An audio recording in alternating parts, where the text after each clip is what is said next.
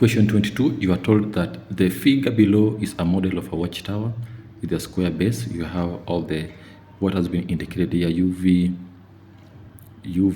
this one is equals to T, so these ones, all of them, they're equal, they are coming from the vertex.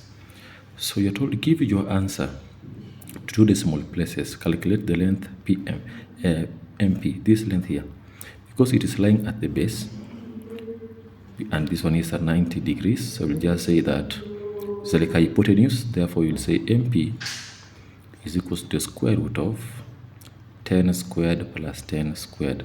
That means it's the square root of 200. The square root of 200, it is known as 14.14 centimeters. I'll give my answer into 2 decimal places. Part B, the angle between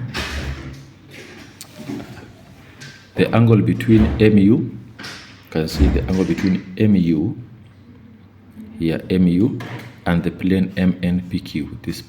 So I can extract point U to P because it is a projection of that. Remember, this is 3-dimensional geometry. A projection of MU, it is MP. So I can extract it and write so that I have MP U. And MP we have gotten is the square root of 200. And MU, it is 15 centimeters. So they're asking about this angle. It is an opposite and an adjacent. So opposite, adjacent, that one is tan. Therefore you will say that the angle is equal to tan inverse of opposite 15 over the square root of 200, which gives you 46.69 degrees. Then we can look at the third question. You are told find the length VO. So let us come to that. The length from V to O. Already we know that from VO to maybe a point here, it is 15. So what we have to work out is just this part here. If I can drop here, remember this is a half of the square root of 200 because I'm just trying to project that the upper part. So a half of 17.04, it is 7.07, and I have the hypotenuse here as 13. So I can find the height, this height here. So let me just extract it on this side so that we have the workout. Base here we have 7.07 and here we have 13.